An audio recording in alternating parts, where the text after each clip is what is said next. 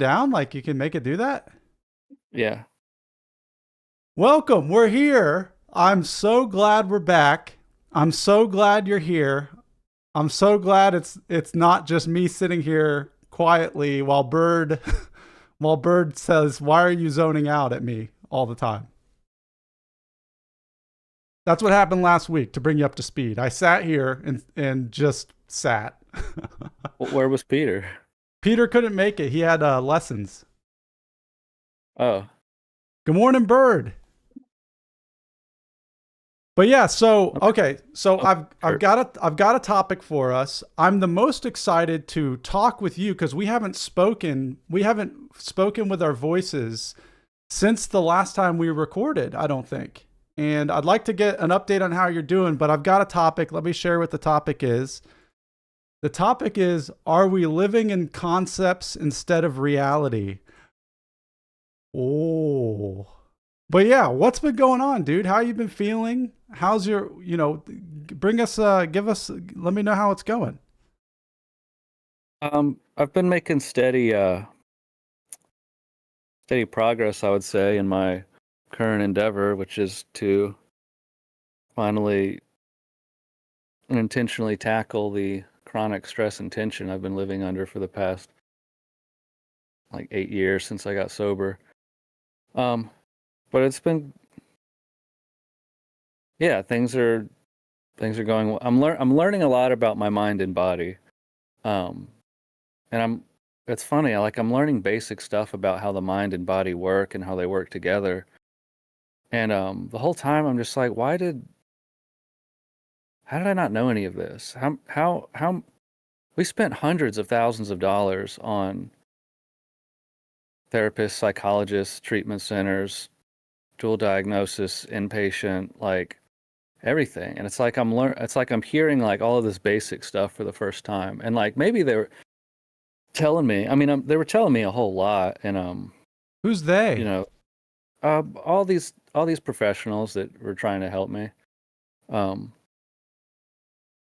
and throughout my life from age like 14 onward. Um, and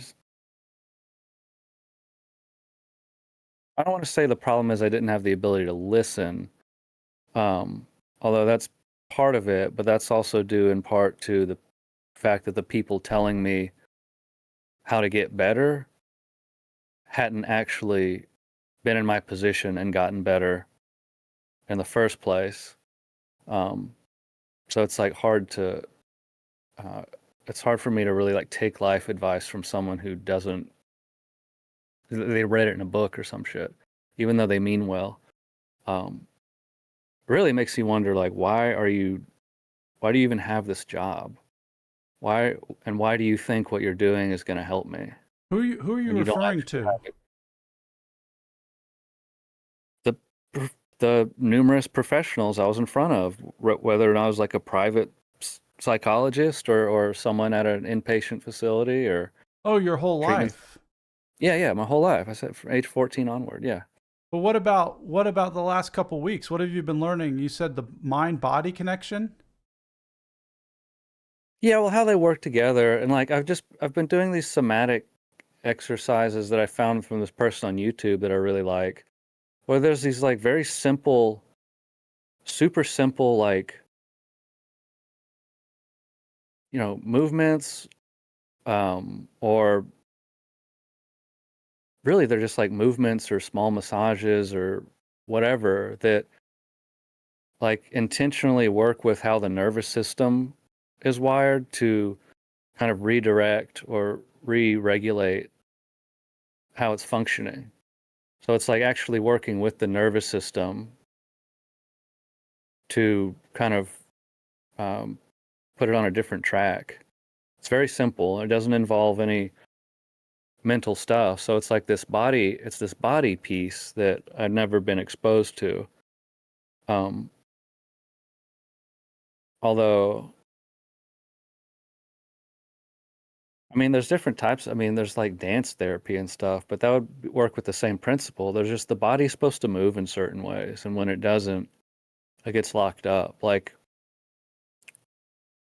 you're supposed to be you're supposed to be in close contact with people and hugging them and stuff like in a normal, healthy human existence. Like if I, I tend to look at everything like how our distant ancestors would have lived. Um, Normal human contact would be normal, like close, intimate human contact, including touch. And then a lot of somatic exercises like simulate that kind of touch that we should be getting but aren't. Well, so Um, I'm still kind of confused. So have you just been running around touching people? Is that what you've been doing? Hugging no, people? no, Doing like exercises? some of the exercises are like you like self hugs, like 2 minutes of like this kind of repetitive, like different types of self hugs and stuff like that, depending on what the exercise is targeted for. That's just an example. To me, that's the most standout example of something that's like it's so simple and so normal, yet somehow we lack it. Not everyone, but um, just my analysis was that like a lot of it kind of simulates stimuli that you would have in a normal in an ancient day to day lifestyle. Um, So I'm trying to understand what you've been doing. So you'll touch you'll like give yourself a hug throughout the day or no. So like there's these guided videos on YouTube, and there's a lot of people that do it, but there's this one person I really like. But it's like a 20-minute video. There'll be like 2 minutes of a certain thing. Like maybe you put your hands on your chest like this and tap in an alternating rhythm. And one is like the pressure on the chest combined with bilateral stimulation through the touch, which is engaging both hemispheres of the brain, um, tends to like reduce overthinking or kind of like maybe move the nervous system out of like a heightened analysis mode into like more of a feeling of groundedness.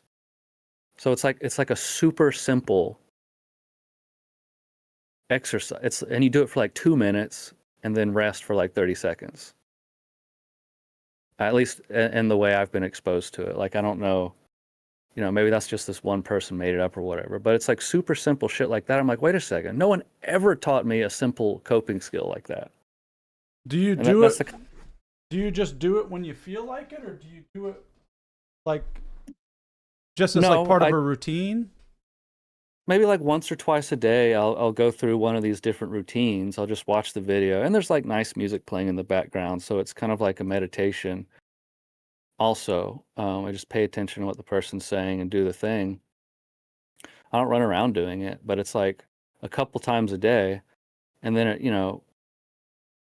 it the idea is with continued repetition of these things, regularly. It's just like a daily meditation practice or something. The nervous system is learning a new way or an old way of being, and like because I've just been kind of stuck in this like kind of hyper aware, hyper kind of stimulated state without really regulating down into like a grounded state um much. And so this is just designed to like it kind of like helps the nervous system relearn to just come to that on its own. But You it's just can like, you met what? you can notice a difference. You can notice a difference in the way you experience yourself or your state of being. It's changed over the last couple weeks. Because last time we Yeah. talked, you were very aware that you weren't completely in touch with your emotions. That there's emotions that you don't have access to, and there's ones that you default to, like anxiety and things like that. But you don't know like Yeah. the other ones. The anxiety and So anger that's is what you kind of alluded to.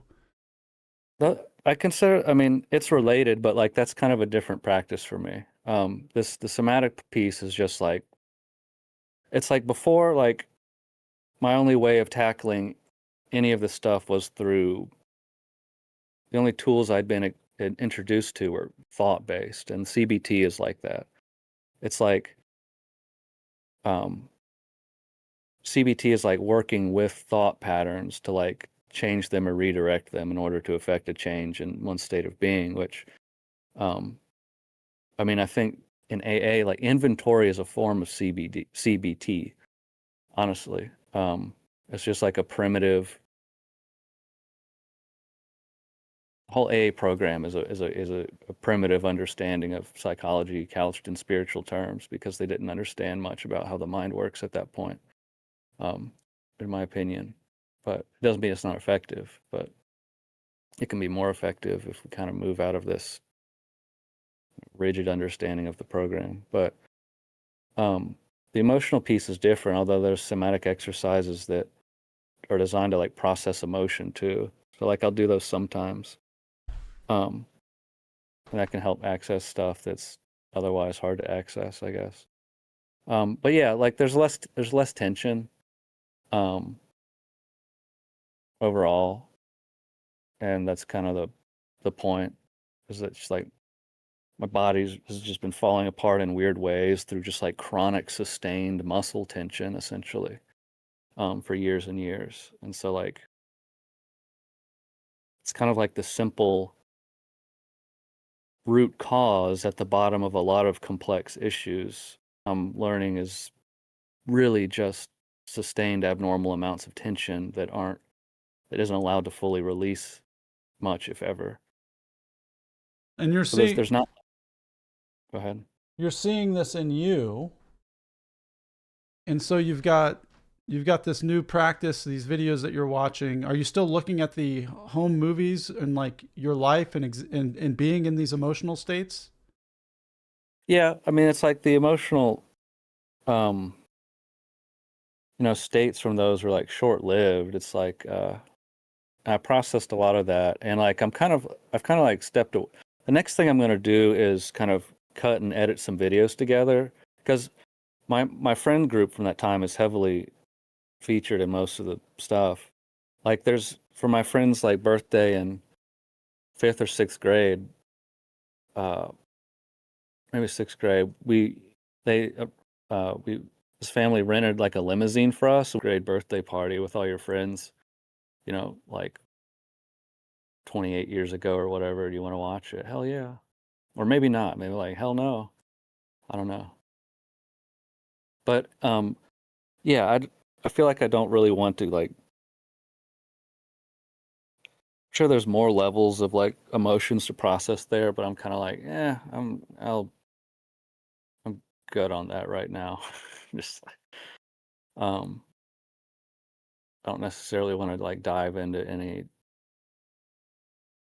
strong um emotional processing at the moment. Okay, so are you feeling okay? Like, is everything seem okay?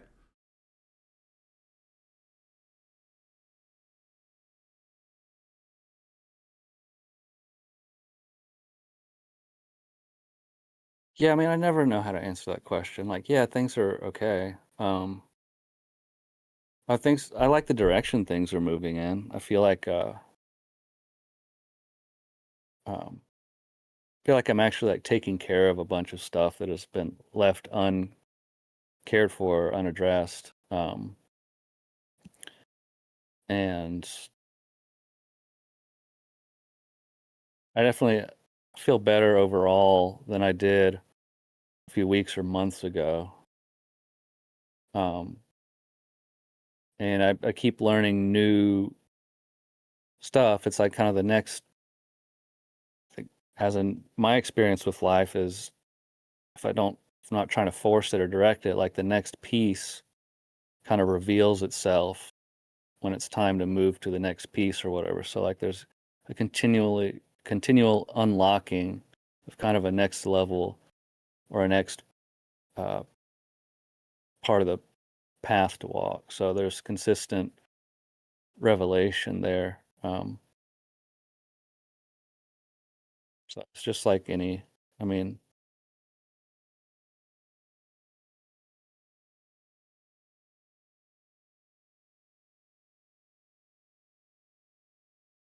but it's nice because it's not like a magic fix. It's actually, which I was looking for through spiritual practices, and like it was like spiritual practices would give me this magic fix. Um, you know, not all the time, but frequently enough to keep me hooked and not involved in actual work or solutions. So it's nice to like actually be not just like bypassing or skipping over or getting relief from whatever internal state is so disagreeable, but actually like working through and like rewiring in a lot of ways instead of just jumping off the ship and trying to jump into this like spiritual boat that's like way nicer or whatever. I was never able to stay in these states of being. I mean, you can't, the preferable state of being is a state of like little or no mental directing anyway. And so like to try to stay in one of those states is what kills it. It's yeah. Does that make sense? Oh yeah, 100%. And then you've got like well, I'll speak from my own experience. I've got like a backlog of neurotypical tendencies that are directing behavior behind the scenes of my own consciousness. So there's there's thought patterns that have formed, and I don't know if I don't know if these things show up physically in the brain, but like there's definitely stuff there that I have to continue to address as I continue to grow in the character, grow in my life. I mean, I think it's definitely physical. I think it's patterns on the nervous system is encoded like a computer, and it runs programs, and so there is a physical component to all these things. So unless addressed, these this wiring will continue to fire in the way that it's programmed, unless like it's like unless you're totally using different paths and then they kind of atrophy without use. But it's like the addict who's been clean for 20 years. Those pathways are like dormant, they're not used, but they will get reactivated if they start using and trying to change the way they feel, you know? Sure, yeah. So it's like they're still there, they're just unused. But I think, yeah, these emotional pathways are going to, especially if you're dealing with something where you're like in a spiritual path where you're like spending time outside of the character or experiencing freedom outside of the character, but then, in that cycle of falling in and out of the character, when you fall back in or experience yourself as the character again, all those same patterns are there. Yeah, you're not magically healed. It's funny you mention it because I was talking to someone on TikTok this week about that. He's very adamant about our actual identity is awareness, and I was attempting to explain to him, no, that's not what it is. Like you are, well, my point of view is you're literally everything, which means you're the character, you're the objects in the field of consciousness, like fundamentally, but like practically speaking, we have to account for our actual individual body minds as part of this process of becoming or process of self-realization. And Bird, to sum up what was been said so far, I was basically just checking in with, had questions for Reed because we hadn't talked in a couple of weeks. I just wanted to know how he was doing. But yeah, that's yeah. Go ahead. Well, no, I think you're right. I think that's the maturation of a spiritual understanding. Is not clinging to like one. I'm this one thing and not anything else, but like the way I see it, yeah, I'm all of this stuff. Yeah, it's a dance, and it's not. Yeah, it's interesting because he was using the Spira, the famous Spira metaphor of the screen, images on the screen. And I was trying to tell him, I was like, dude, those images are the screen also. Like it's not like the images are separate from the screen. He was saying you're the screen, you're not the images. And I'm like, it's all the same. Like there's no real fundamental difference. pixels on a monitor, whatever Spira metaphor that. And I'm like, that's a great start. It's good. It's good because it allows a person to begin practicing mindfulness and awareness and detaching from the things that we would generally identify with that creates tension and stress in our lives. Like, I am my thinking, I am my thoughts, or this happened externally and now I feel this way because, this person cut me off, or whatever the example is. It's good to get some distance in the beginning to see these things. It gives you a potential new vantage point from which you can start seeing these things, which you otherwise can't see when you're in it. Like, you can't see the ocean from inside the ocean. You have to, like, it's like, at best, Rupert's metaphors are like, go stand on the shore and then you can see the ocean. But then it creates this whole idea of like, now I'm a screen. Like, Yeah. before I was a person, now I'm a screen or whatever. Yeah, which But is, like, it's still like, yeah. well, that's why at the fullest evolution of this is Jim Newman, where nothing is happening and no one is doing it. It's the ability to hold both of these perspectives in mind, to be aware that you are the screen just as much as you are everything that's appearing in the screen. Like, I had to go through a few months, maybe even a year, where I was like, I am the witness, or I am the seeing in which and through which all phenomena appear.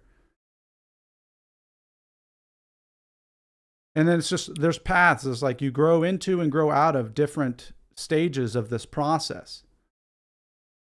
Yeah, it's just, I mean, it's like becoming, it's just like growing up in a different way. Like, first, at first our body grows up physically, then we grow up emotionally, and then we grow up, it's like growing up psychologically. It's just,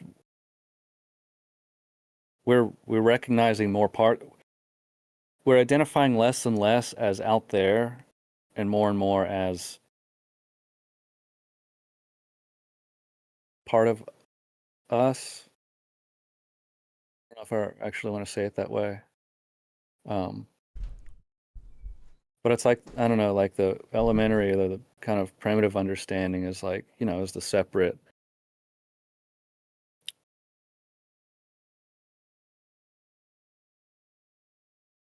Is this just idea of separation as kind of like a baseline um, framework for thinking about things?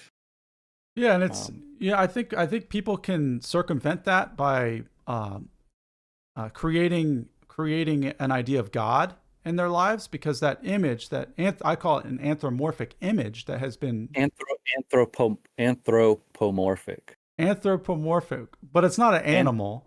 It's not an animal and talking. anthropos is the Greek word for man. Anthropos, anthropomorphic, So it not creates. animorph. Animorphs were, remember animorphs? I do. We're not talking about God is not an animorph. I saw a funny anamorph, and it was an image. It was an image of of uh, of a cockroach anamorphing into Asmongold. It was so good.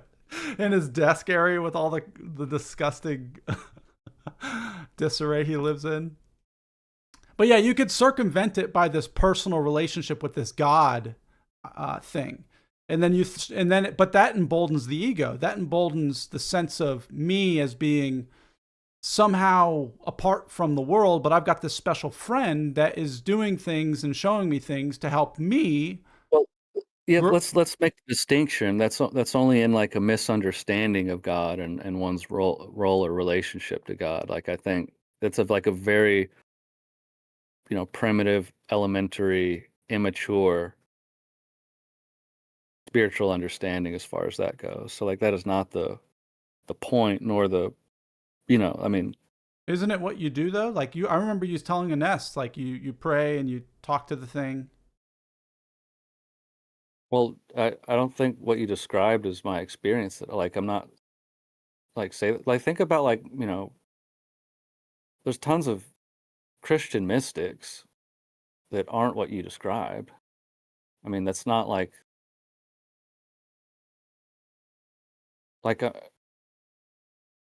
the way you laid it out as if it was some kind of fallacy that um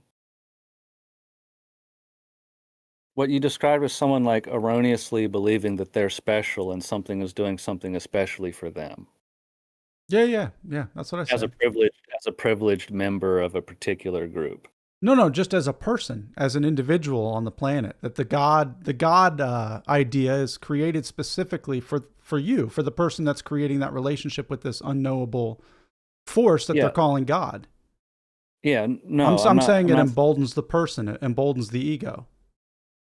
Well, yeah, and like a terrible misunderstanding of that relationship. It should at best diminish the ego greatly. If there's any type of like God is doing something for me, and if I express that, like that's those, you know, mistaken communication on my part. It's not that God is doing something for me, that God is working and we can get on board with that, what's happening or not. And it often uh, seems to have something to do with our individual welfare as well. So it's a thing going on, and you can like be in accord or out of accord with it, Okay, yeah. almost like Tao. Although you can't be out of accord with the Tao, but whatever. No, but Um, that's important. That's an important distinction because that means the discomfort you experience is meant to be experienced. It's not meant to be escaped or avoided or changed. uh, you know, true on one hand. On the other hand, I don't want to say that anything's meant to be experienced or not, because then that I think that attributes more separation to God as something that's making things happen for people in order to bring about what God wants to happen. And I think there's a lot of problems like on taking that way of looking at it too far. Like that's good at again, a lot of this stuff is good at an elementary understanding, like an entry level, good enough for most people. But like if you kind of push these thoughts further, they break down. Right. I was saying that it's like, okay, I've released 2 videos and I feel like I need to do another video and I'm uncomfortable sitting here. And my thoughts will try to solve that problem. My thoughts will try to get it out of the situation that it's in. But if I operate as if this is where I need to be and what I need to be doing right now, the discomfort itself is the point. It's not solving it, it's not avoiding it, it's not changing it, it's being with it. That's what I was pointing to. Like that's what I meant when I said that like everything is Yeah, the Tao. The difference is the person or the mind will think it has its own idea of what that Tao should be. I mean, yeah, but injecting the idea of like there's a point of something is just a continuation of that same mind. Well, what's the point? I mean, to say that things have a point is to already have adopted a whole gigantic belief system about just the nature of everything. That something exists for a reason. Like re,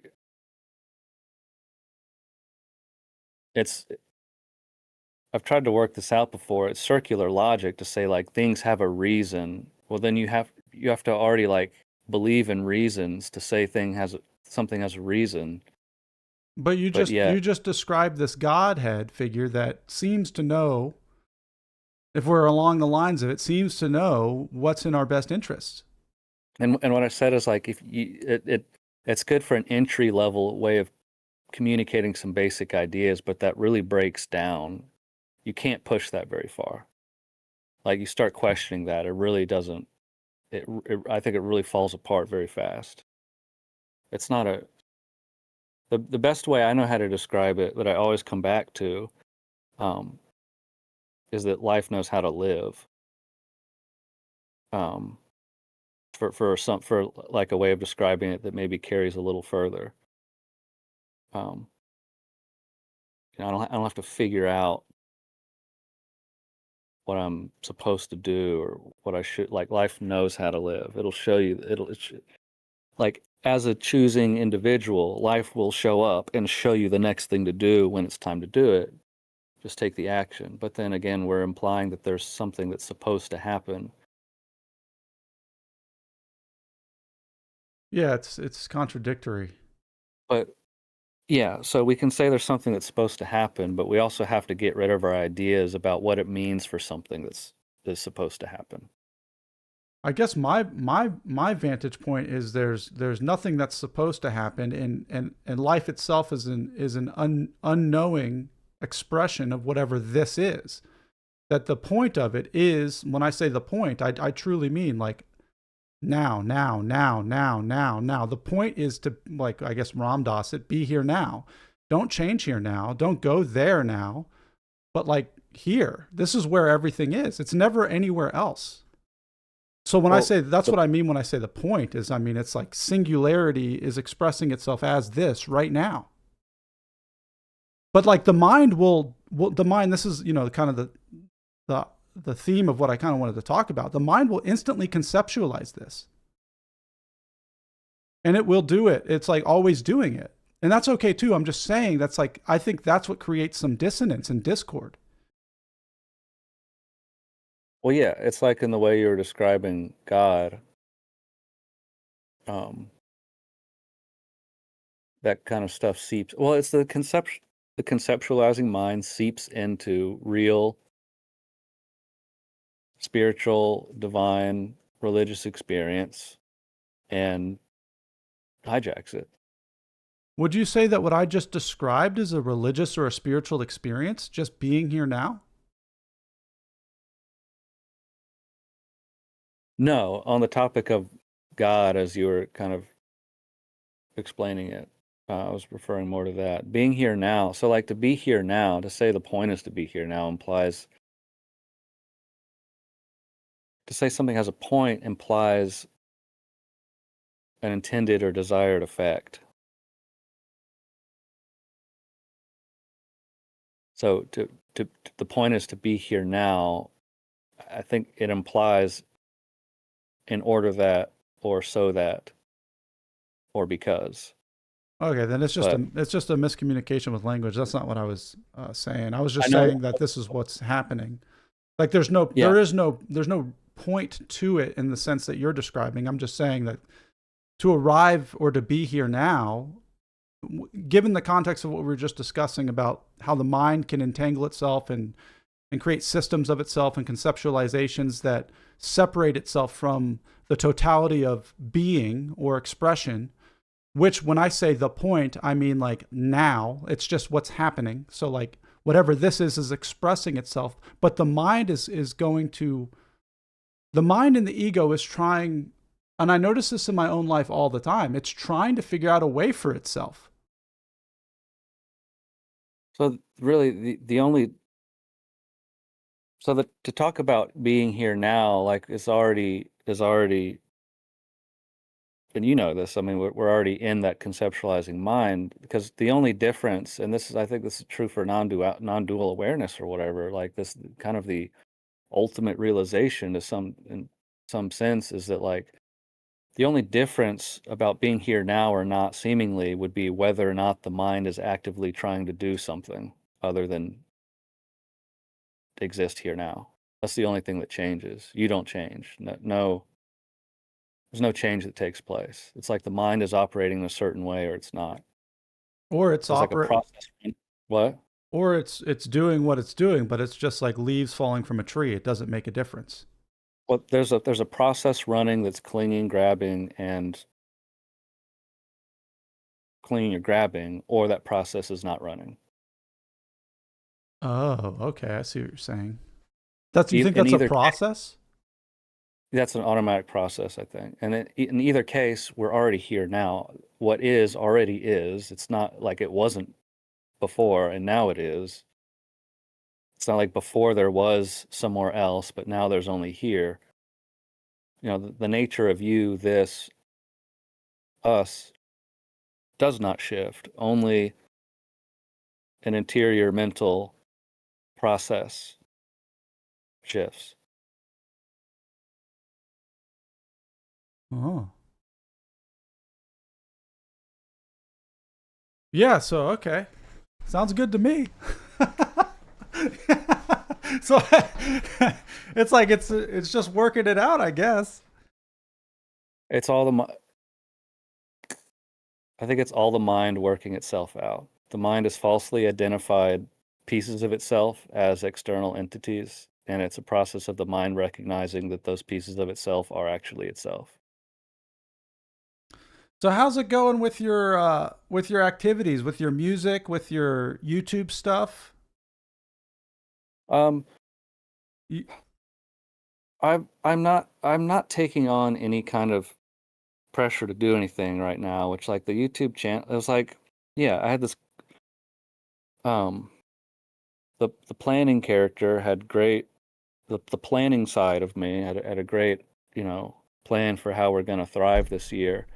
And the reality is like, what I need isn't accomplishing a bunch of goals or timelines. Um, but also like I still don't have the visual capacity to just sit on a computer all day because otherwise I'd do that. I'd be working all day. I'd be making music, making YouTube videos all day. And that's just not what that's what I've been trying to do for years. And that's just part of the chronic tension. This is the desire to produce and create and work all the time, regardless of whether or not I enjoy it, which I do enjoy it for the most part.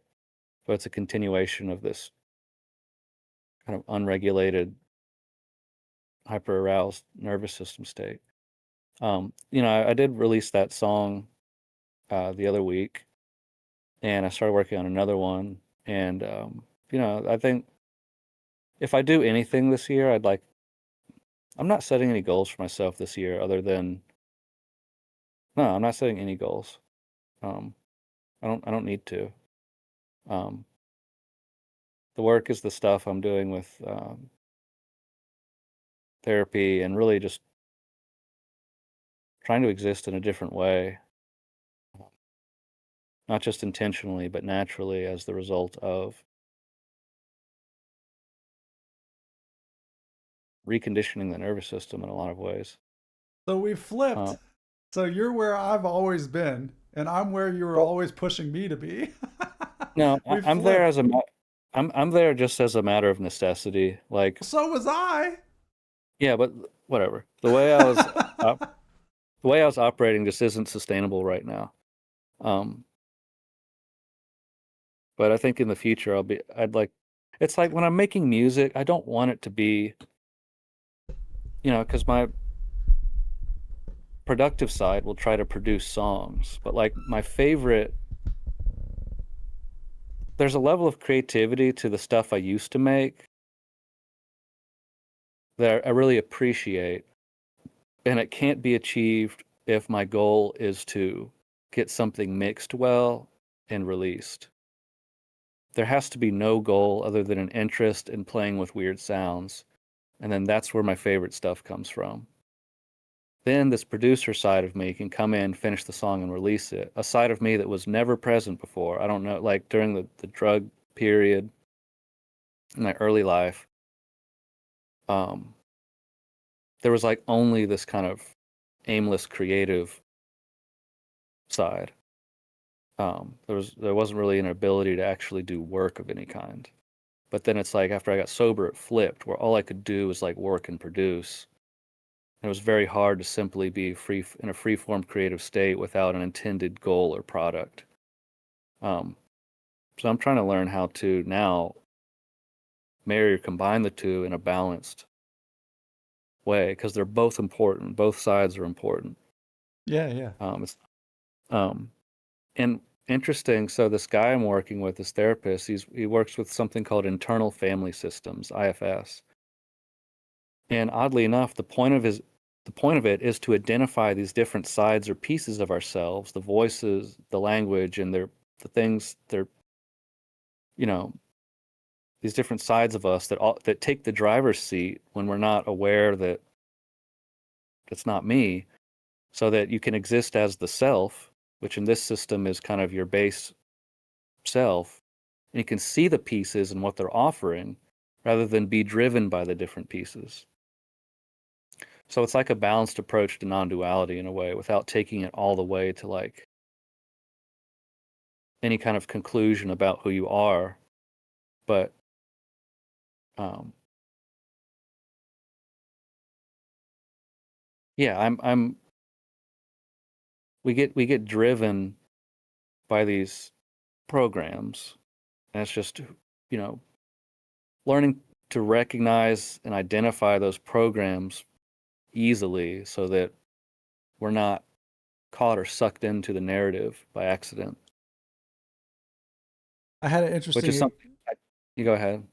I had an interesting experience this week. So I'm like so sensitive. Like if I'm listening to Jim Newman, I am nothingness and no one's doing anything and nothing's happening.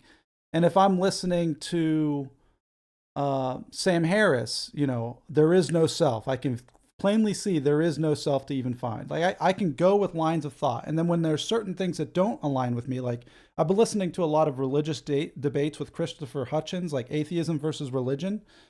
And it's like if something isn't in, if there's something I can't see, I'm like, I can't get there.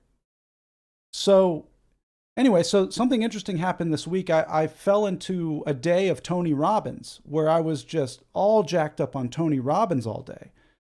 And I could feel it bolstering the drivers of my own body and my own mind. And the thing that was curious that happened was then that this has gotten better for me over the years. But this week it was the Tony Robbins spell disappeared that same day. I would have been under that spell in the past for 2, 3, 4 days, and then I would have crashed out. Yeah.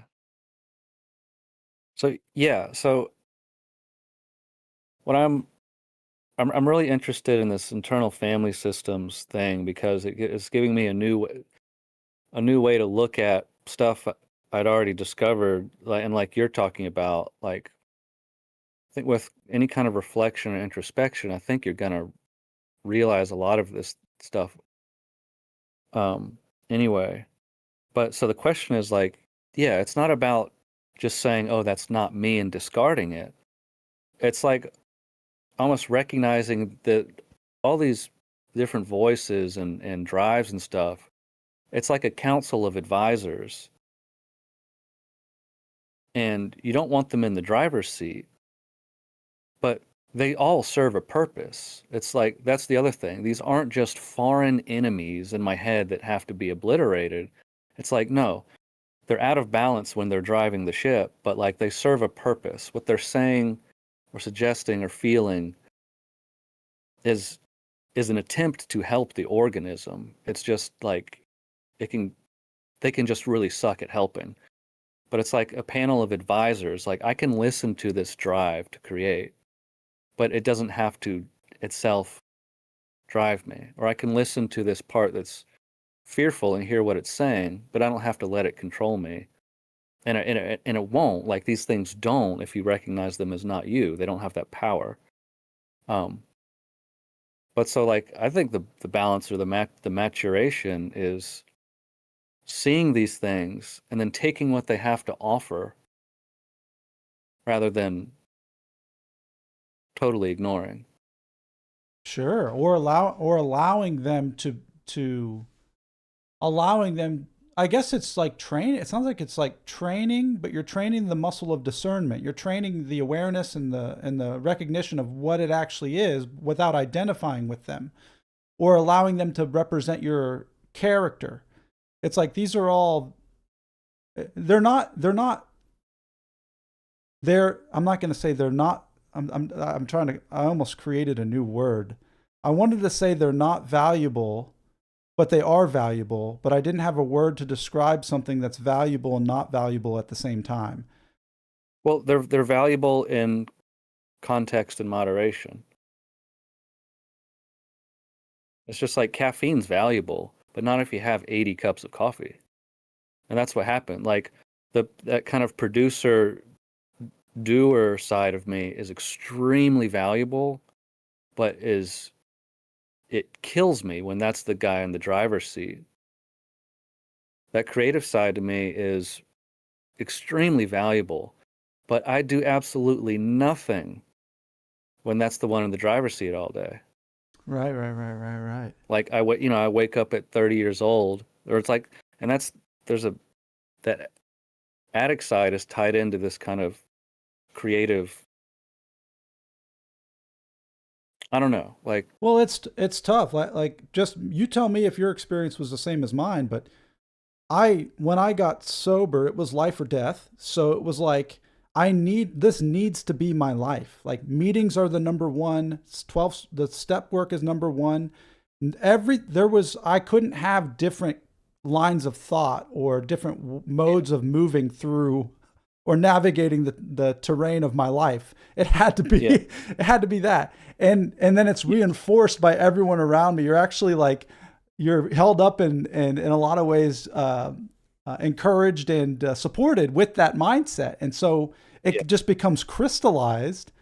And then there's all these, and then at least for me, I wake up and realize that there's other things happening behind the scenes, you know. And then I move that energy from that, and I start shifting it into these other what you're describing as how would you describe those voices or characters of yourself or traits of um, yourself?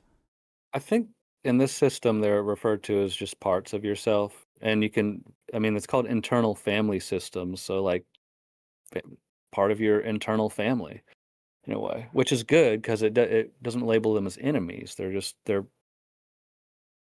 parts to be understood, not killed. What about sadness? What about something like sadness? Are they Well, emotion based or is it just kind of yeah. driver based? Well, so he was saying so like to help identify in this system, each one will have a focus, like it has an objective that it's trying to get to happen. There'll be language, it'll speak in a certain way, and a physiology, it'll like feel a certain way. Like it'll have almost like its own kind of body. Like is it big and forceful? Is it small and weak? Is it tense and nervous? It's So been it's tough like for me to understand this because I haven't been able to conceptualize voices in my head as being having different traits. I've never been I able to. know, yeah, I think it might help you to do this because um it seems to me from what I've heard you say, like in kind of your um system, if you will, like it's all kind of lumped together as the mind. And this is like granulizing um the different parts. And it's because there really are different parts. It's not just one voice is the mind. Well, It's it makes sense to me. It made sense to me with the body part that you included because my body felt the Tony Robbins experience and the driver of wanting to be a giant success and really invest all my energy into my life and to contribute and to like let myself share more and give more. yeah. That's an aspect of my being that exists, but it showed up in my body. It didn't show up in my head. Yeah, and so that's why there's these three ways of identifying it: focus, language, and physiology, so that you can recognize it. It gives you multiple ways to recognize it. And then multiple ways to realize it's in the driver's seat. And so if that's the physiology, then you go change your physiology. Like you, I don't know how, but like you do something different with your body. Um, Yeah, something different happened. What I noticed was I went to load up a YouTube after I was off work and driving home, and I noticed my mind seeking to hold on to the Tony Robbins energy that it was high off of for a while. yeah. And when I noticed that I was seeking something, that's when it dropped. And I was So and yeah. I think that's another part that one that okay, I've identified this thing that's identified the state it wants, and then it wants to continue it. That's a whole nother part, and its focus is to help you maintain a preferable experience. And its language is like, keep doing this, let's do more, like, don't let it stop. And its physiology, I'm guessing, is probably a little bit icky. Is that true? Well, it was felt because I guess I'm lucky in the sense that I've been I haven't I don't know. It was felt and it was seen to be useless very quickly, and it was like and I've had enough Yeah. experience with my own states of being changing that I now know there is no permanency and there's nowhere to get. Like I just experientially know there's nowhere else to be. And if this is not what wants to happen right now, I can let it go. It's okay. That's why Yeah. I don't get upset when plans change or I'm saying that now, but I guarantee I'll probably something will happen that'll make me upset now that I've said that. But um, yeah, it's just Yeah. adaptability. These character, these parts arise at certain times and they serve a purpose, but like once the purpose is passed, start becoming harmful. Like that's um these systems are supposed to help us. It's not just like some like Paul Hederman calls it like the whole mind or identity the parasite or whatever. And like, I think that's blanket labeling the whole mental system, and it's not necessary. Like the alcoholic identity it's not a parasite. It's trying to help us. It's saying like this gave us relief. This made us feel good. Let's go do this. It's just an out of context, out of moderation part that's taken over the whole. It's supposed to be symbiotic. It's not just some evil parasite. And I think there's a lot of value in like understanding and recognizing rather than um pushing away. Um I want to share something that was really fascinating to me that I'm gonna kind of jump back a while when you were saying like, and early recovery, early recovery. The whole point is to put you on a different track. That's the whole idea of meetings, the program, everything, and for good reason. Like the mind, in whatever state it's in, is literally killing us, even though it's obviously not trying to. Like people say, "Oh, my disease is trying to kill me" or whatever. Like, no, it's not. No, that would be the worst virus in the world if it tries to kill the host. That's no parasite tries to kill the host. Otherwise, it dies too. But anyway, um, it's trying to help. It's just so warped that it's hurting. Um, but at the same time, it is still helping. It's still relieving something. Um, but yeah, you have to literally have someone else give you a new program, and you can't deviate. Otherwise, like you might actually die. Um, the and then you stay in groups that reinforce that mentality. You stay in groups that reinforce the behaviors, and that's the same for religious communities as well. Like in, um, I've been to Bible studies where like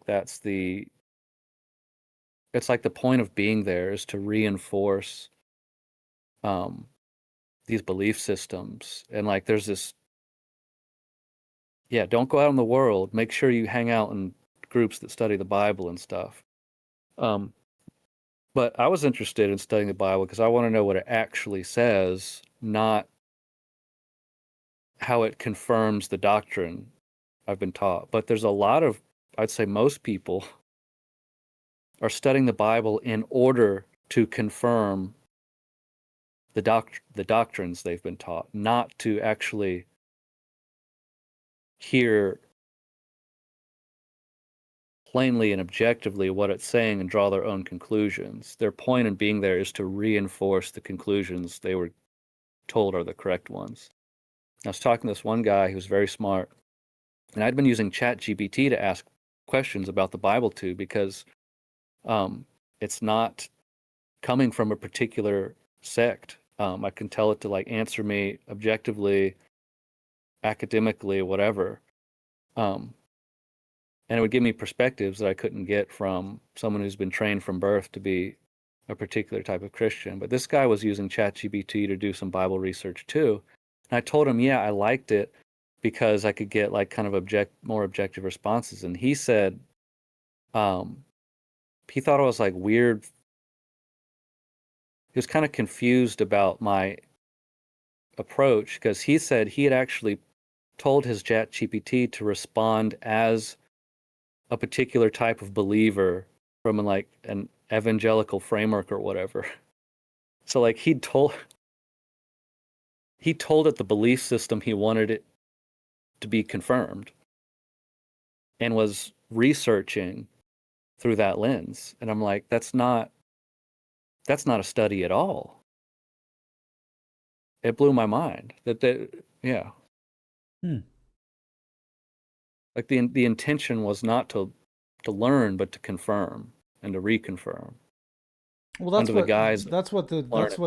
that's what it will that's what everything will do unless you actually take effort and interest in not doing that for yourself. We Yes. naturally are confirmation bias for almost everything, and then the things in our lives, the AI specifically, is designed to reaffirm that, even when you're trying to tell it not to. Yeah. It's worse now though. It's so much worse. ChatGPT is like it was more useful a year and a half ago. I disagree. I'm having the time of my life with it right now. I I can't can't imagine. I am so excited about AI right now. its answers are so shallow and like patronizing and Oh, it's not good for. I'm not saying it's not good for answers, but it's good. It's dude. It's I'm building 2 apps right now with plans for oh a yeah. third. Yeah, no. It's great for that kind of stuff. Like I've had this movie I've wanted to make for a long time and I might actually be able to make a movie. Um Yeah, it's and crazy. can like it can help me write a book. Otherwise I wouldn't. So like yeah, it's definitely useful. And um it's gonna be great for video games. Oh Because yeah. now Oh I yeah. mean, yeah, think about that. Like The people can actually it's gonna take 10 years of failed development for like that indie MMO. It can actually be done in a by the year. small team in a year and Dude, actually come out. it's so awesome. Like the only reason I haven't started playing around with a game is because the bandwidth. I got to save my tokens. There's other Yeah. things that are more important to focus on right now. But you're And spot on, dude. yeah, I've been staying on the sidelines of AI for a while because I've had yeah, I know it's such a rapidly evolving space and I saw this like 3 years ago. There was like there's not really any point or there wasn't any to like getting too deep into anything because it's so quickly changing and evolving and progressing that it's like anything I would have done in the last few years is outdated already. Um, But so like something I'm just has kind of happened, right? The way that it's structuring its code when it's designing things, something's happened, right? okay. I keep in touch with my buddies from the when I was a software developer, and they're still working for the same company. Which and sometimes I'm like, "Ah, I just should have stuck around and kept the job and kept going, but Do I they have wasn't able. jobs? Yeah, well, here's the thing. Last time I talked to them a few months ago, they said they hadn't written a line of code in 3 months. They don't even write code anymore.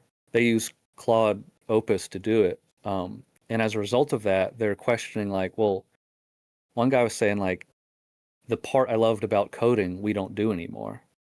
He loved problem solving and thinking, and he doesn't have to. It does it all for him. And they're also expected to be working on multiple projects at the same time now. So it's not like which is what happens with all technology. Instead of, okay, the AI is coding for me, I can like get the same amount done and take more breaks. No. Now you're expected to do 3 projects at once.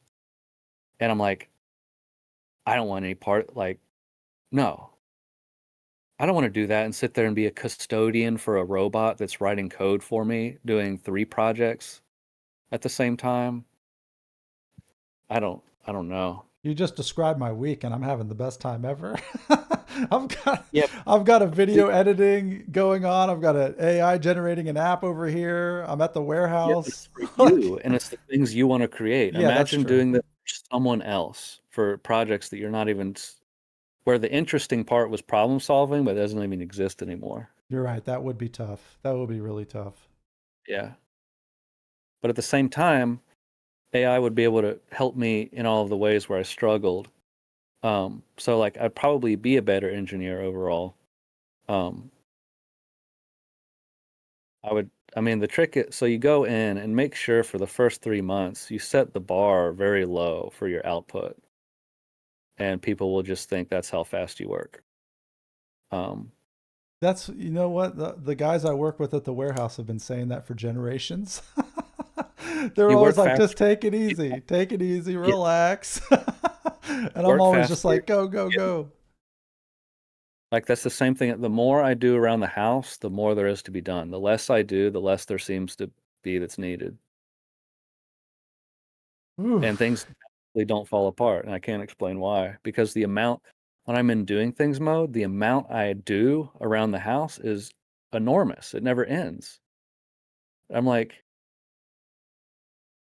where does it all go when I'm not rushing around doing as much as possible? I don't it's really weird. The doing things mentality creates confirmation bias. It's looking for new things to do. If I'm not in that mentality, then that shit going on over there doesn't need to be organized. It doesn't. But if I'm in a doing things mode, suddenly I'm organizing all the shit in the room. Which that's good to do every once in a while. It's good to go through and just kind of clean and reorganize everything. And I do that every once in a while. That'll happen on its own. But it's possible to stay in that. And then I'll organize the storage closet like once a week. And it's diminishing returns. Like I'll you know, it's diminishing returns. Yeah, you don't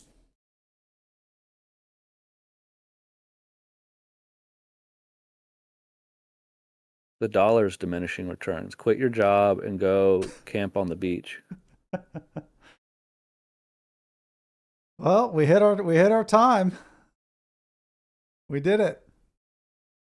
Did anyone enjoy this conversation? What was going on in the chat? Pretty much nothing. Bird was hanging out. He was confused most of the time. There's two messages. Only got two or three messages. It was just Bird, and he was just confused, like normal. So like, yeah,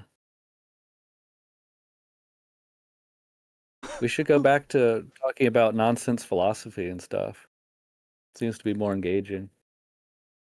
Yeah, but that's the thing. So, by the way, let me say this. You were right. I don't know if you got on the Discord. I did a voice memo, but you were right.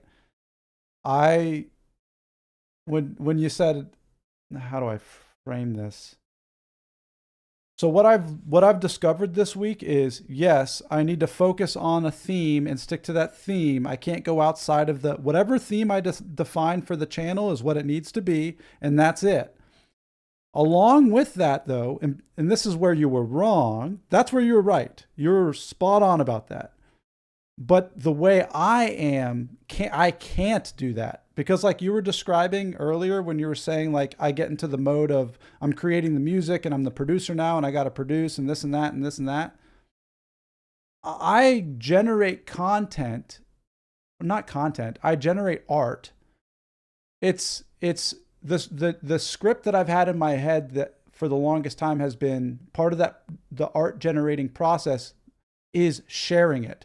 They were married together. I couldn't just art something without sharing it. I'm always the script that's playing is if there's arting happening, it needs to share to complete the art. That's the completion of that process. And I've since realized that no, I've made a shitload of stuff this week. None of it's getting shared because it's not in alignment with what the theme for what I'm really trying to do is. Yeah, that's great. I've got yeah, I've got a lot of projects I want to do, but like you said, like they're gonna either it's gonna go to a specific channel or it's not gonna. Yeah, because But I just like you're being driven by Tony Robbins, you're also driven by this creative part too. oh yeah, that's yeah. And they're like, me and Mel did our first podcast last weekend. Well, it was really me and Eli, and then Mel decided to join, and then we had a banter. And there's so much, there's so much stuff I produced out of that conversation that I know would create some waves in whatever platform I released it at. And I had to recognize like the only reason I would release it is not because I think it's helpful, but because I want to see results. And that's not a good enough reason for me. And that's what made me realize like, okay, it's okay for me to create these things and have fun with these things and see what works and doesn't work, but I don't need to share it because I already have the vision of what it is I'm actually interested in. Yeah, so yeah, the other day, one of your videos popped up in my feed or whatever, and it said, the thumbnail was like, "Is this vibe coding?" I think it said vibe. I couldn't see the rest of the word, but is that correct? That's correct. Yeah. Is that to me that stood out as like this kind of noise content, like you're talking about. 100%. Yeah. Okay. That happened in the same time frame. So when I saw Okay. how poor that felt, and that's when I realized you were right, is when after that was released, and I checked it the next day, and I realized I'm trying to make it still. I can't just make something for the sake of making it. And even though I'm passionate about this thing, there's other ways that I can share that passion that isn't on the YouTube channel. And it turned into talking to Yeah. Peter and talking to my brother-in-law and like saying, yo, this AI stuff can be helpful. Like physically talk to people about it rather than make it a video on a channel that has nothing, my channel has nothing to do with AI. Yeah. Your channel is never. Maybe your goal's not for it to grow, but if it is, yeah, share the stuff that's specifically relevant to that channel. Like you said, put this other stuff somewhere else. Yeah. Or don't even share it, put it somewhere else or call somebody and tell them how great something is. Yeah, if it's a philosophy and spirituality channel, and as a thumbnail it says, "Is this vibe coding?" Yeah. Not good. No, No bueno. false, false. Yeah. What I do want to do is take. I still want to take the content from our these interviews we're doing and put it on the Effing the Ineffable. Not right now, but I mean, I think that's a great channel if the videos are edited and posted there specifically. I think it could be a good one, but that's kind of on the shelf right now. Although if you wanted to edit these videos down to 30 or 40 minutes and send them my way, I'll put them up on that channel. We could keep a momentum going. Yeah, I don't know. I hadn't thought of, I'm just so happy that we're just talking that I hadn't thought about what to do with it. Yeah, so I know that Ines, I'm going to be talking with Ines on Monday, but that's just going to be, we're not going to do it live. I'm just going to talk with him and then I want to get it out. I hadn't thought that far about where to, well, I figured I would just put it on my channel, but Yeah, because it seems like a channel. yeah, because it can, so yeah, no, I don't know. I mean, people create personality channels on YouTube. If you want a channel that's just Adam sharing stuff as a place for you to share stuff, I would go make that. And then I can't though, because I actually do have a goal. I want to grow. I'd love in 10 years for this to be my job. So like, no, keep this channel and keep it targeted, focused, and but this other stuff you make that kind of falls out of that bucket, make a new miscellaneous bucket that doesn't have to be anything, but it's still getting out there and being shared. And then there will be a handful of people that just like seeing Adam's random stuff.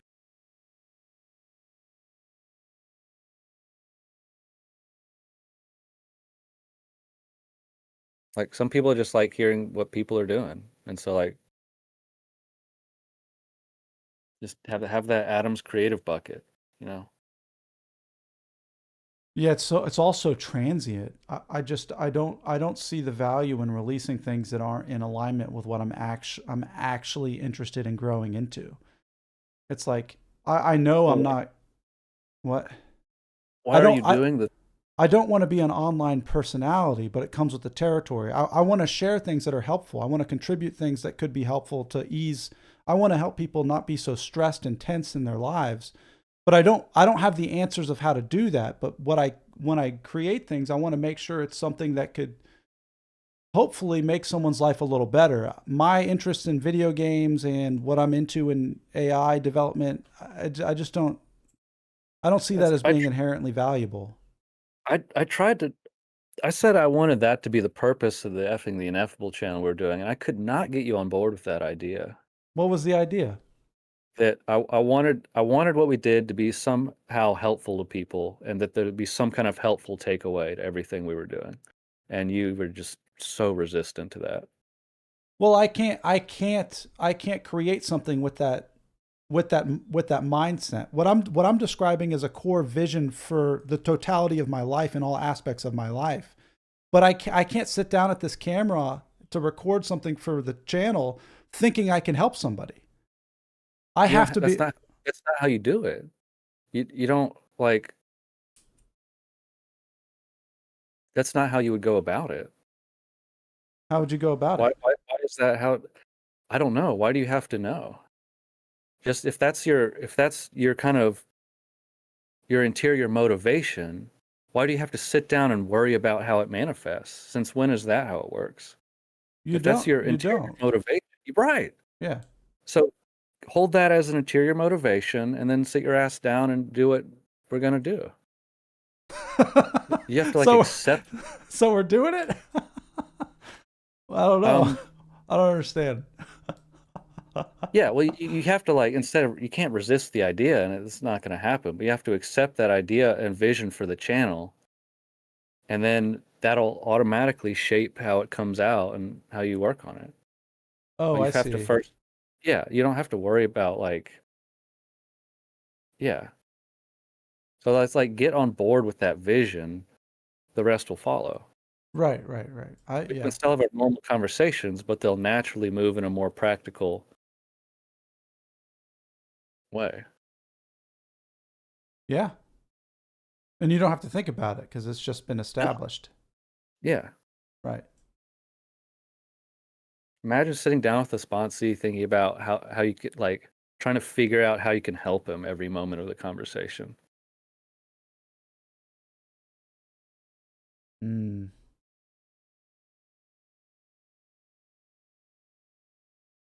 There's nothing to lose but your head.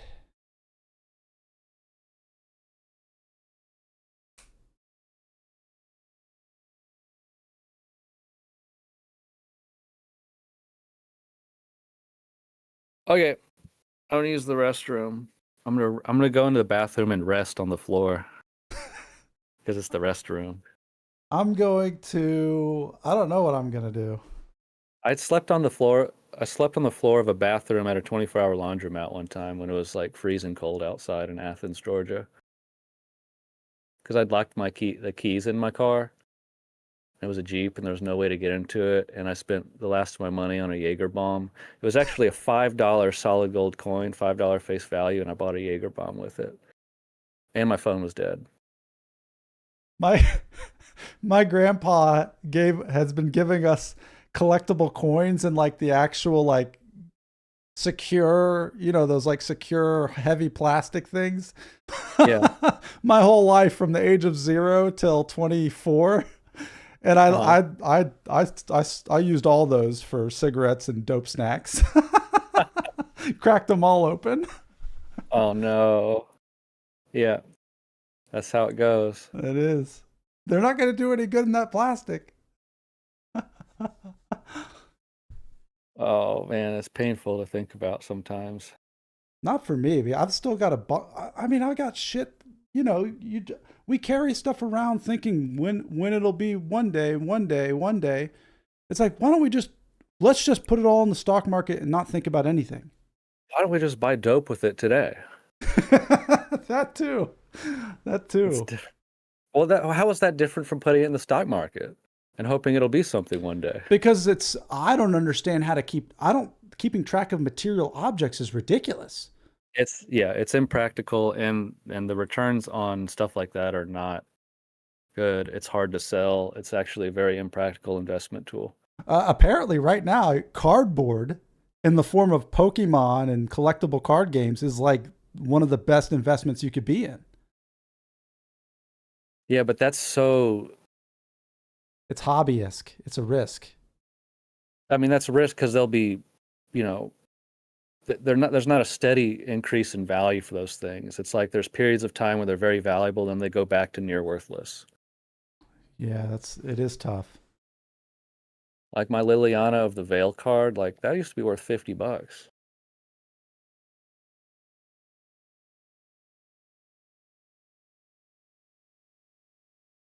Okay. Well, It's only if worth $10 now. if you were here, thanks for hanging. We'll see you on the next one. And yeah. Okay. Okay, love everybody. I'm gonna go rest on the bathroom floor because it's a restroom. Take a nap next to the toilet.